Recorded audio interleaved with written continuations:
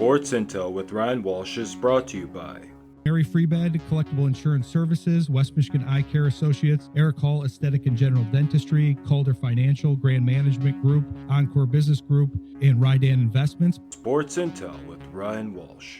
Stay informed and stay vigilant. Happy you could join us on National Milk Chocolate Day.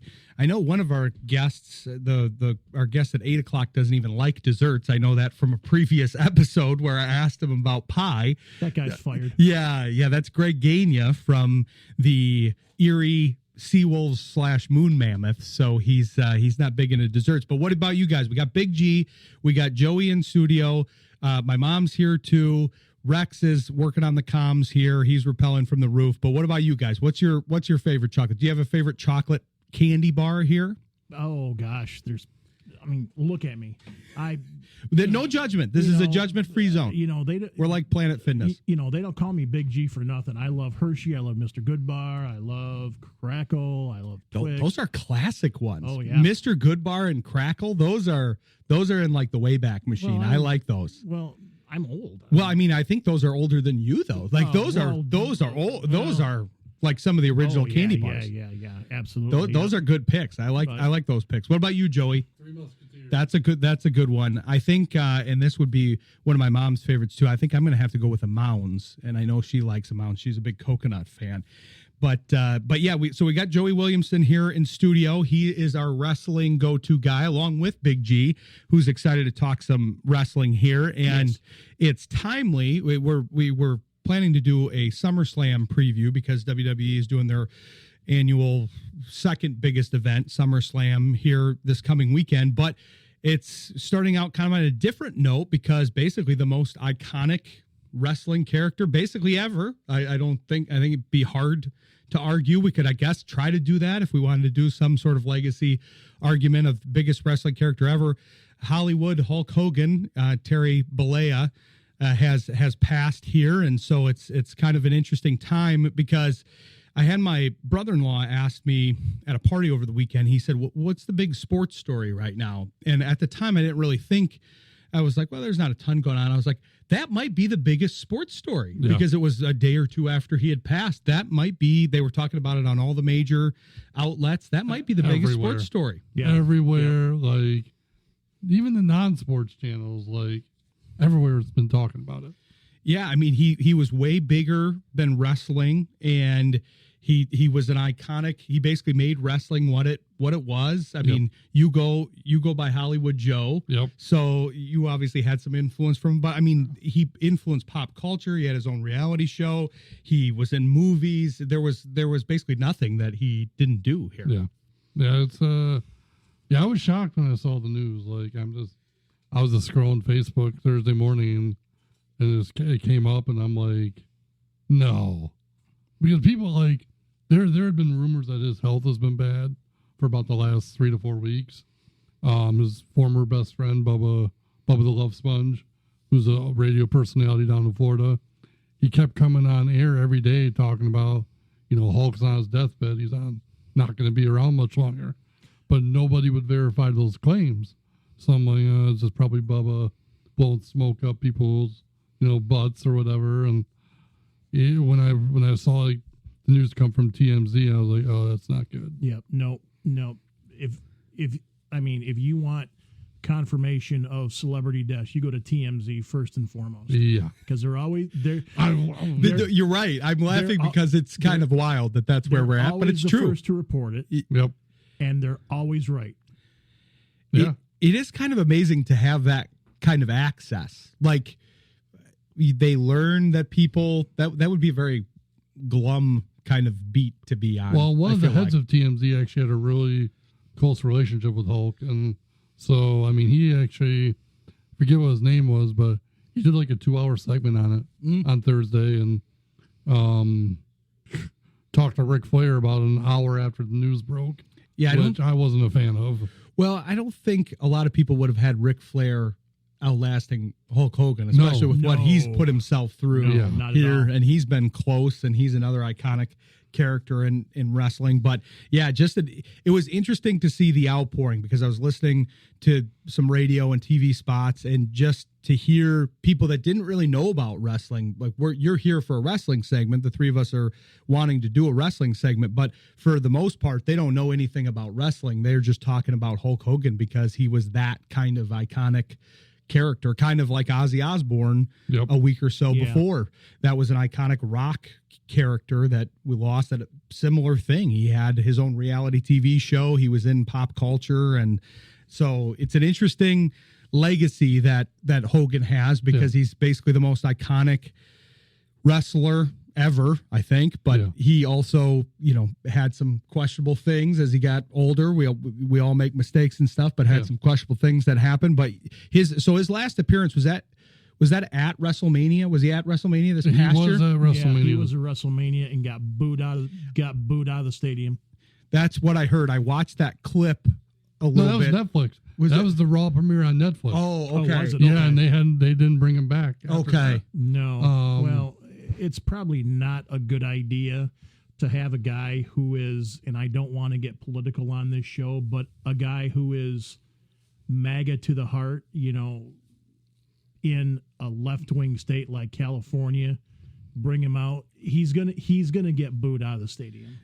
But yeah, plus he had the issues with that leaked tape and some of the things that he said. So yeah, I could see what you're saying with that. And it sounds like that's kind of what was part of the issue, was that they were really kind of bringing him out too much as far as his tour, because he was touring for his beer, I think. Yep. And then him and Eric Bischoff actually they started a new company called Real American Freestyle, which is going to be a show dedicated to freestyle and amateur wrestling.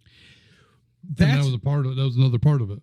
Yeah, he was doing the promotion junket for that too. And that's basically, it's supposed to be kind of a combination between big time wrestling and freestyle wrestling. Is that what it's like? The presentation will probably be like big time wrestling, but as far as what you're going to see, it's going to be freestyle wrestling. It's not going to be scripted at all. Right. It's going to be not more like a predetermined UFC type thing. Okay. And then people wondered now with this passing if it was still going to go on. Eric confirmed it's still going to go forward. Well, and that's probably part of, obviously he was a big part of that operation, I'm sure, but I imagine that they're trying to build up these characters. That's what they're doing with the freestyle wrestling, right? Yeah.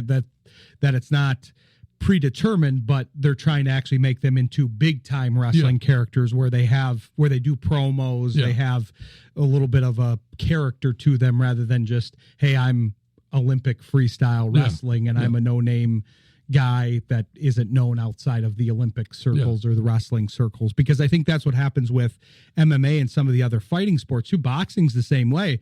It's why Logan Paul and Jake Paul both were pretty high grossing boxers. Jake still is. Now Logan's in the WWE. Yep. But he was a character. He was a character that people cared about. He's not the best boxer. There's no way he's the best boxer out there, but he's one of the higher grossing boxers because he's a character that people care about. Maybe they want to see him lose, but they care about the pay-per-views as opposed to some of these heavyweights that people don't even know now. Well, yeah, I'm sure he's the biggest heel boxer out there. If you want to use face and heel terms, everybody wants to see him get his tail end kicked. Mm-hmm.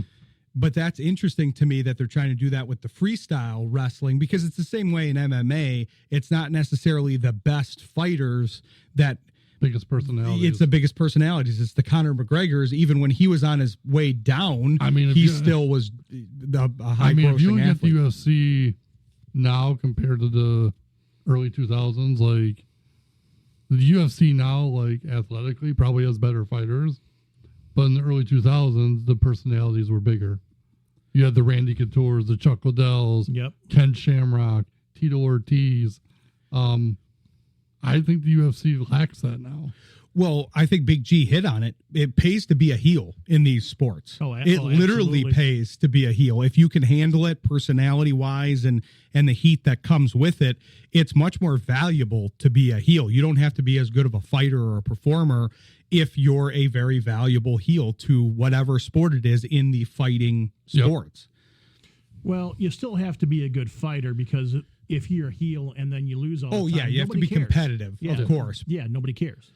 But just having them on the card, because that's what Paul's doing. He's not necessarily the best fighter. He's just good at picking who he goes against. He's good at picking the next guy and working his way up. He's working at it, clearly. He's training and he's boxing a lot, but he's good at picking a name that's a decent name, but he knows he can beat them in boxing. A lot of them haven't been boxers. I don't know what happened with the whole Tyson thing. He was old, and that looked a little on the scripted side to me. But as somebody that's watched a lot of Tyson's fights, but it's an interesting conversation overall because it does pay to be a heel, and the biggest heel turn of all time probably was the Hollywood Hulk Hogan heel turn. He was a huge baby face. He was wrestling.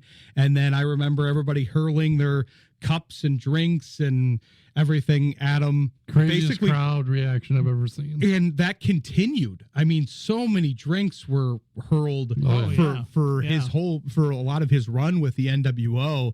And that was so chaotic, but it was good. It was prime WCW, prime wrestling. That was when they were very hot. And it was a great angle to get these guys that were coming in from the outside. They were WWE or F at the time guys, and they were outsiders, and they came in and ran the place. It was a fun angle. So it's funny you bring up WWF. A little tidbit on that, and somebody wish I could take credit for catching it, but I can't. It's something I found the other day. Technically, Hulk Hogan was the last WWF champion. Okay. And the first WWE champion. Interesting, because he was holding the belt during the transition. Okay. So what better guy to hold the belt during the transition of the name? Well, and they're so good about their branding and the way they plan this stuff, because one of the discussions that I was listening to where they weren't really wrestling fans, but they were talking about Hogan, they were talking about how wrestling's fake, quote unquote, and all of that stuff. But it's different because it's predetermined, but that doesn't necessarily make it worse. It just makes it different. But it does give you the ability to plan things out kind of like that. I assume that they did that intentionally, where they said, hey, we want Hogan to be the belt holder. I know part of it was forced by the whole World Wildlife Fund crossover thing, but as far as the timing goes, like you said, that's the time to pull that trigger there. So that's an interesting tidbit here.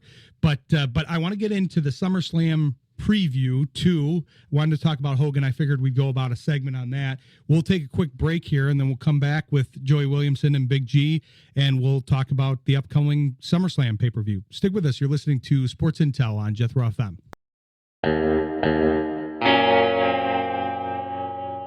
Sports Intel with Ryan Walsh.